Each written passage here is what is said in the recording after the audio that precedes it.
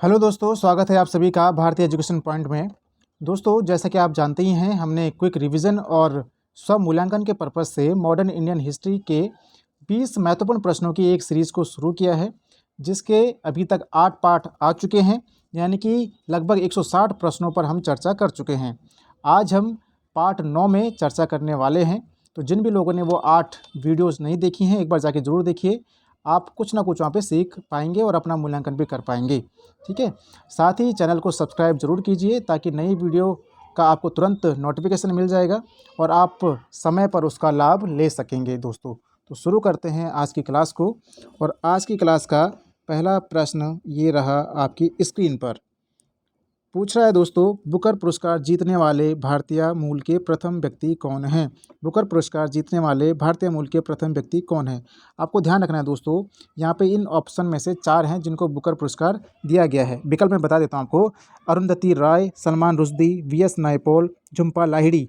आपको ये बताना है इसमें सबसे पहले किसको मिला। तो इसका आंसर है दोस्तों विकल्प सी, वी.एस. नायपॉल को सबसे पहले मिला था बुकर पुरस्कार। ये मिला है 1971 में। ठीक है। रचना क्या थी इनकी? इन अ फ्री स्टेट। ठीक है। दूसरे अगर हम बात करते हैं तो अरुंधति राय को मिला है ठीक 10 साल बाद, सॉरी अरुंधति राय को नहीं, यहाँ पे मिला है किसको? सलमान रुश्दी को मिला है 1981 में। ठीक है। और इनकी रचना आप सभी को पता है, मिडनाइट चिल्ड्रन। ठीक है। अरुंधति राय को मिला है दोस्तों 1997 में। ठीक है। और इनकी रचना है the God of small things. ये आप ध्यान रखेंगे, ये तीनों के तीनों इनको बुकर पुरस्कार मिला है। सबसे पहले मिला था वी.एस. नायपॉल को 1971 में। बढ़ते हैं दोस्तों आज के अगले प्रश्न में। और आज का अगला प्रश्न ये रहा आपकी स्क्रीन पर। ज़्यादा नीचे करूँगा तो आपको आंसर दिख जाएगा, इसलिए थोड़ा सा संभल के चलना पड़ेगा मुझे भी। तो पूछ रहा है यहाँ पे, निम्नलिखित में से किसे भारत रत्न सम्मान प्रदान नहीं किया गया है? विकल्प हैं उस्ताद बिस्मिल्लाह खां, लता मंगेशकर, सत्यजीत रे, राज कपूर। तो उम्मीद करता हूँ आप इसका अटैम्प्ट कर पाए होंगे आपका, और इसको आपने सही किया होगा। इसका सही आंसर हो जाएगा विकल्प डी, राज कपूर को भारत रत्न नहीं मिला है। जबकि अगर हम बात करते हैं लता मंगेशकर और उस्ताद बिस्मिल्लाह खां को, इनको 2001 में मिला है। और भारत रत्न सत्यजीत रे की बात करते हैं तो 1992 में इनको भारत रत्न से सम्मानित किया जा चुका है। ठीक है। तो बढ़ेंगे आज के अगले प्रश्न में, और अपना स्कोर भी ज़रूर बताइएगा दोस्तों कि आप कितना 20 में से कर पा रहे हैं। अगर 20 में से आप 18 से ऊपर हैं, या 18 हैं, 15, 16 हैं, तो आप मॉडर्न इंडियन हिस्ट्री में आपकी अच्छी पकड़ है। प्रश्न नंबर 3, निम्नलिखित में से किसने Indian society of oriental art की स्थापना की थी? विकल्प हैं निहार रंजन ने, महात्मा गांधी ने, अवनींद्र नाथ टैगोर ने, बारिंद्र कुमार घोष ने। ज़्यादा समय नहीं लूँगा। इसका सही आंसर है विकल्प सी, अवनींद्र नाथ टैगोर ने 1907 में। ठीक है। अवनींद्र नाथ टैगोर ने 1907 में Indian society of oriental art नामक एक संस्था की स्थापना की थी। ठीक है। तो सन भी याद रखिएगा 1907, और संस्था मैंने बता दी Indian society of oriental art. ठीक है। बढ़ते हैं आज के अगले प्रश्न में, और प्रश्न नंबर 4 में हम पहुंच चुके हैं। और प्रश्न नंबर 4 में पूछ रहा है यहाँ पे, निम्नलिखित में सबसे प्राचीन वाद्य यंत्र कौन सा माना जाता है? ठीक है। विकल्प हैं सितार, वीणा, सरोद, तबला। तो भैया इसका सही आंसर हो जाएगा यहाँ पे विकल्प बी, वीणा। ठीक है।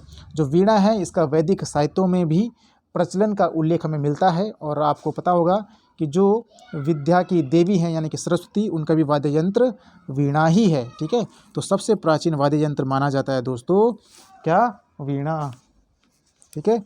बढ़ते हैं आज के अगले प्रश्न में। प्रश्न नंबर 5 पे हम पहुंच चुके हैं। बहुत ही इंपॉर्टेंट प्रश्न है। मधुबनी लोक कला किस राज्य से संबंधित है? विकल्प हैं उड़ीसा, बिहार, पश्चिम बंगाल, राजस्थान।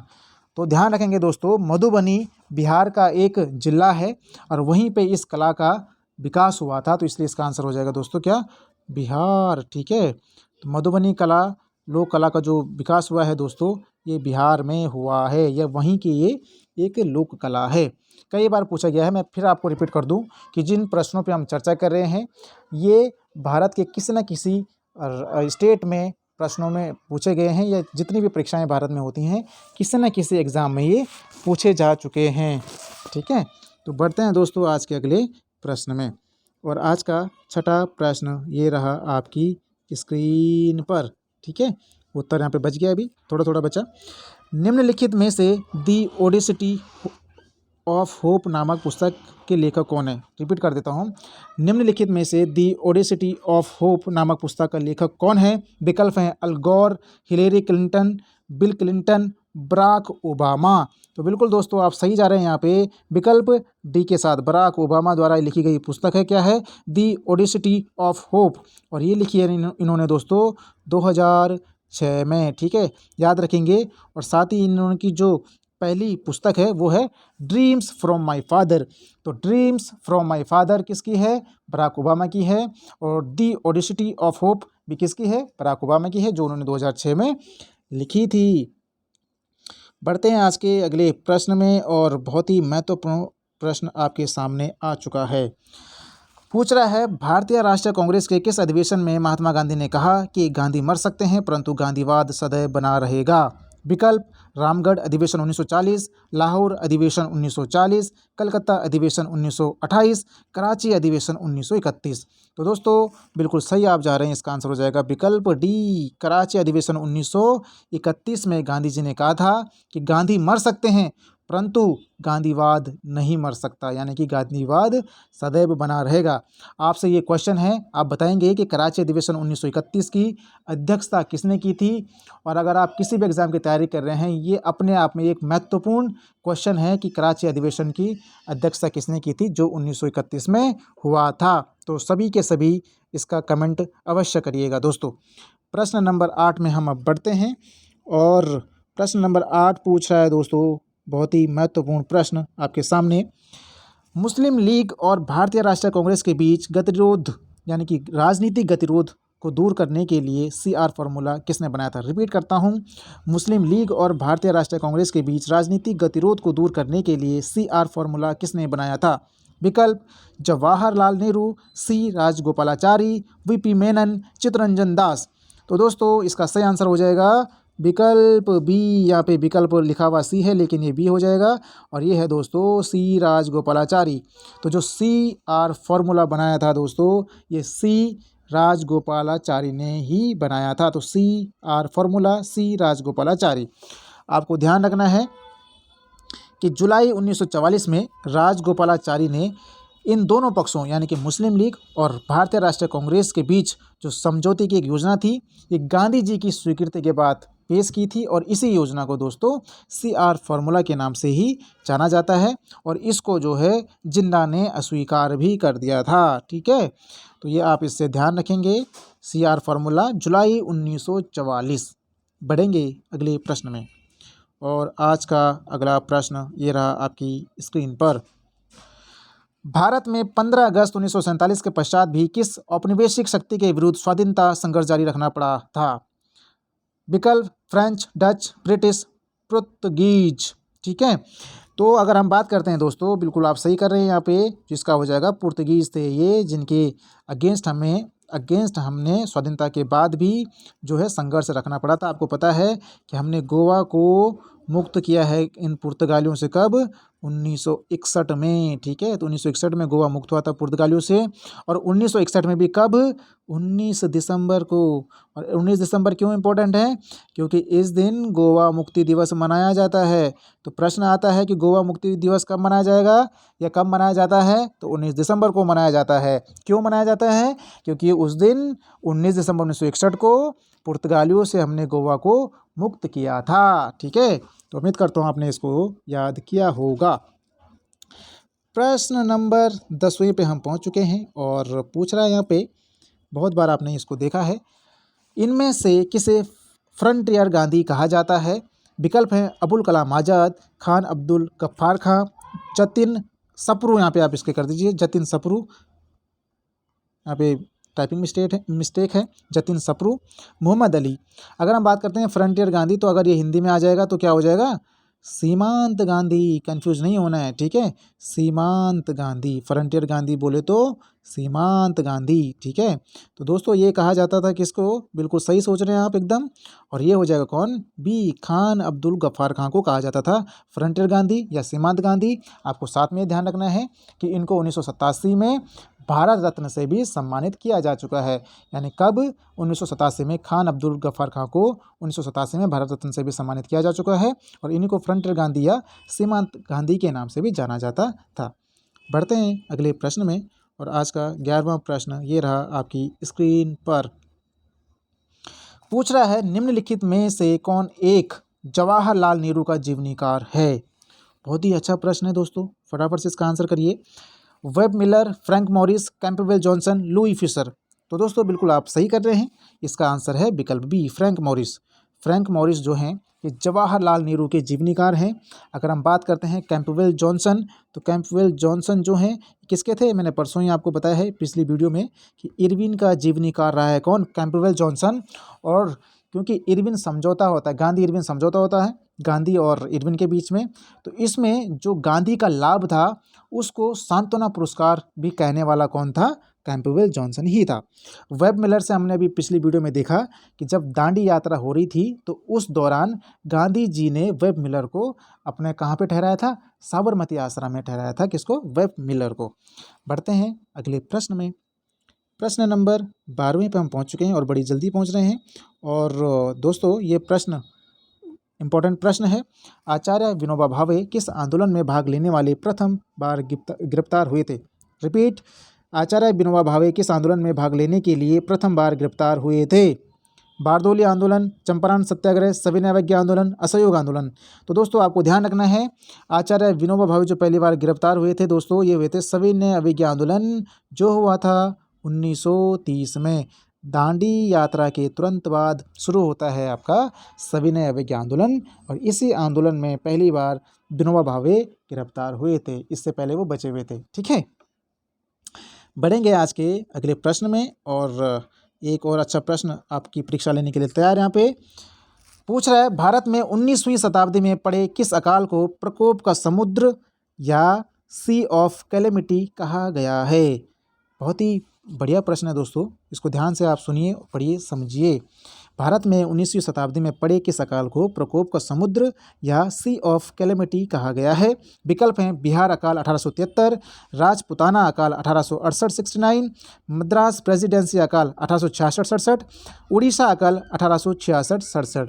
तो सही बिल्कुल एकदम आप कर रहे हैं इसका, विकल्प डी, उड़ीसा अकाल 1866-67 में जो अकाल पड़ा था इसको प्रकोप का समुद्र या सी ऑफ कैलेमिटी के नाम से जाना जाता है। और इसमें कहा जाता है दोस्तों कि अनुमान है कि लगभग 13 लाख लोग मृत्युग्रस्त इसमें हो गए थे। ठीक है, तो ये भी आप ध्यान रखेंगे। और अगर उड़ीसा काल की बात आएगी तो 1866-67, कई बार उल्टा पूछ लिया तो वो भी आप ध्यान रखेंगे। बढ़ते हैं अगले प्रश्न में और प्रश्न नंबर 14 और एक और महत्वपूर्ण प्रश्न आपके सामने। 1935 अधिनियम के बारे में किसने कहा कि यह एक ऐसी कार है जिसमें ब्रेक तो है पर इंजन नहीं है? ठीक है, तो ये कौन कह सकता है? दिमाग लगाइए। महात्मा गांधी, बी आर अम्बेडकर, जवाहरलाल नेहरू या फिर मदन मोहन मालवीय? और बिल्कुल दोस्तों आप सही कर रहे हैं यहाँ पे। तो जो भी लोग यहाँ पे विकल्प ए के साथ जा रहे हैं उनका गलत हो जाएगा। ये कहा है दोस्तों विकल्प सी, किसने? जवाहरलाल नेहरू ने। जवाहरलाल नेहरू ने 1935 अधिनियम के बारे में कहा था कि यह एक ऐसी कार है जिसमें ब्रेक तो हैं लेकिन इंजन ही नहीं है, तो क्या करोगे ब्रेक का भाई? तो ये इन्होंने कहा था जवाहरलाल नेहरू ने। बढ़ते हैं अगले प्रश्न में और 15वें प्रश्न में पहुंचते हुए हम, और पूछ रहा है बहुत ही अच्छा प्रश्न, द्वैत शासन का जनक किसे माना जाता है? ठीक है, Hector Munro, Lord Clive, Lord Macaulay, Lionel Curtis. ठीक है, इस प्रश्न में मुझे पता है बहुत लोग कंफ्यूज होंगे यहाँ पे, लेकिन इसका जो सही आंसर माना गया है या है, जो इसका सही आंसर है, द्वैत शासन का जो जनक माना जाता है ये है दोस्तों लियोनिल कर्टिस। ठीक है, लियोनिल कर्टिस को द्वैत शासन का जनक माना जाता है। और साथ ही आपको ध्यान रखना है कि उसके जो द्वैत शासन संबंधी विचार थे ये भारत शासन अधिनियम 1919 के आधार बने थे। तो द्वैत शासन का जनक किसे माना जाता है? लियोनिल कर्टिस को। ठीक है, बढ़ेंगे 16वें प्रश्न की ओर। ठीक है, ओहो आंसर दिख गया, अब कैसे होगा काम? प्रश्न नंबर 16, रेगुलेटिंग एक्ट कब पारित किया गया? विकल्प 1771, 1772, 1773, 1774। तो अब तो आपने देख ही लिया है, मुझे पता है आपने सबने सही कर लिया है। तो भैया इसका सही आंसर बिल्कुल यही है, 1773, जो आपने अभी भी देखा। ध्यान रखेंगे, मोस्ट इंपॉर्टेंट ये प्रश्न है, एज इट इज़ ऐसे ही पूछा जाता है कि रेगुलेटिंग एक्ट कब पारित हुआ था। बहुत ही इंपॉर्टेंट है ये, 1773 में, ठीक है। इससे बहुत सारी चीज़ें हुई थी, अब सभी सारी चीज़ें यहाँ पे अभी डिस्कस करना वीडियो लंबी हो जाएगी, आपका मूल्यांकन नहीं होगा, इसलिए फिर कभी डिस्कस करेंगे। एक बार इसको जाके जरूर देखिएगा, बहुत ही इंपॉर्टेंट है, ठीक है। प्रश्न नंबर 17 पे हम पहुंच चुके हैं। पूछ रहा है दोस्तों, स्वतंत्र भारत के प्रथम गवर्नर जनरल कौन थे? C Rajagopalachari, Warren Hasting, Lord Dalhousie, Lord Mountbatten. तो दोस्तों यहाँ पे कंफ्यूज नहीं होना था, नहीं होना है। यहाँ पे जो सही आंसर हो जाएगा क्या? विकल्प डी, लॉर्ड माउंटबेटन स्वतंत्र भारत के प्रथम गवर्नर जनरल थे। प्रश्न एक पूछा जाता है और कि स्वतंत्र भारत के प्रथम भारतीय गवर्नर जनरल कौन थे? तो वहाँ पे जब आएगा भारतीय की बात आ जाएगी, तब होगा सी राजगोपालाचारी। और अगर सीधा सीधा पूछा जाए कि स्वतंत्र भारत के प्रथम गवर्नर जनरल कौन थे, तो ये हो जाएगा लॉर्ड माउंटबेटन, ठीक है। प्रश्न नंबर 18 की ओर अग्रसर होते हुए, और प्रश्न नंबर 18 में पूछा जा रहा है दोस्तों, ब्रिटिश सरकार ने जून 1948 तक भारत छोड़ने की घोषणा कब की थी? ठीक है, आपको पता है कि ब्रिटिश सरकार ने जून 1948 तक भारत को छोड़ने की घोषणा कर दी थी, लेकिन यही बताना है कि कब की थी। तो जून 1946, फरवरी 1946, जून 1947 या फिर फरवरी 1947। तो बिल्कुल दोस्तों इसका सही आंसर है डी, फरवरी 1947 को जो ब्रिटेन के तत्कालीन प्रधानमंत्री थे इटली, इन्होंने घोषणा की थी कि हम जून 1948 तक भारत को छोड़ देंगे। तो इम्पोर्टेंट है, याद रखिएगा दोस्तों, फरवरी 1947 की घोषणा है और जून 1948 तक भारत को छोड़ने की इसमें घोषणा की गई थी। बढ़ते हैं आज के अगले प्रश्न में, और 19वें प्रश्न की ओर हम बढ़ते हुए। दोस्तों अगर आपको क्लास अच्छी लग रही होगी, प्रयास अच्छा लग रहा होगा, तो वीडियो को देखते देखते एक अपना अंगूठा मुझे दे दीजिए। अंगूठा मतलब लाइक कर दीजिए वीडियो को, और कमेंट करके अपनी प्रतिक्रिया भी दीजिए दोस्तों। और कुछ नहीं होता, एक मोटिवेशन मिलती है और आदमी फिर उस काम को और मन लगा कर करता है। और मैं मन लगा कर काम करूँगा तो इससे आप ही को फ़ायदा होने वाला है, तो इसमें आप सपोर्ट कीजिएगा दोस्तों। तो 19वें प्रश्न को हम देखेंगे, निम्न में कौन एक कैबिनेट मिशन का सदस्य नहीं था? बहुत ही अच्छा प्रश्न है। निम्न में कौन एक कैबिनेट मिशन का सदस्य नहीं था? William Wood, Pethick Lawrence, Stafford Cripps, A B Alexander. William Wood, Pethick Lawrence, Stafford Cripps, A B Alexander. तो आपको बताना है दोस्तों कौन सा नहीं था इसमें। ये हो जाएगा दोस्तों विलियम वुड इसमें नहीं था, बाकी पैथिक लॉरेंस की अध्यक्षता में ही कैबिनेट मिशन आया था। अगर प्रश्न बनेगा कि कैबिनेट मिशन का अध्यक्ष कौन था, तो पैथिक लॉरेंस दोस्तों कैबिनेट मिशन का अध्यक्ष था, ठीक है। तीनों के तीनों ये इसमें थे, ठीक है। बढ़ेंगे हम आज के अंतिम प्रश्न की ओर, और पूछ रहा है दोस्तों बहुत ही अच्छा, यहाँ पे पूछा जा रहा है आपसे, ध्यान से इसको पढ़िए, समझिए और इसका आंसर करिए। किसने सुभाष चंद्र बोस को देश नायक कहा था? विकल्प है महात्मा गांधी, राम मनोहर लोहिया, हिटलर, रविंद्रनाथ टैगोर। तो दोस्तों 20वें प्रश्न का जो आंसर है ये हो जाएगा विकल्प डी, रविंद्रनाथ टैगोर ने ये कहा था सुभाष चंद्र बोस को देश नायक, ठीक है। और अगर हम हिटलर की बात करें तो हिटलर ने कहा था सुभाष चंद्र बोस को क्या? नेताजी। नेताजी किसने कहा था? तो हिटलर ने कहा था। कितनी बड़ी बात है कि हिटलर ने सुभाष चंद्र बोस को नेताजी कहा था। और देश नायक कहा था किसने? रविंद्रनाथ टैगोर ने। तो दोस्तों आज के 20 प्रश्न समाप्त होते हैं, मिलते हैं एक नए भाग में, और तब तक आप मोटिवेट रहिए और पढ़ते रहिए, ठीक है। और अगर आपको प्रयास अच्छा लग रहा है तो वीडियो को लाइक करिए, कमेंट करिए, कमेंट करके अपनी प्रतिक्रिया आप दे सकते हैं। और अगर आप वीडियो शेयर करते हैं तो और भी अच्छी बात है, ये इन्फॉर्मेशन जितना आप फैला पाएंगे उतना बेहतर है, ठीक है। तो मिलेंगे अगली वीडियो में, तब तक के लिए धन्यवाद दोस्तों।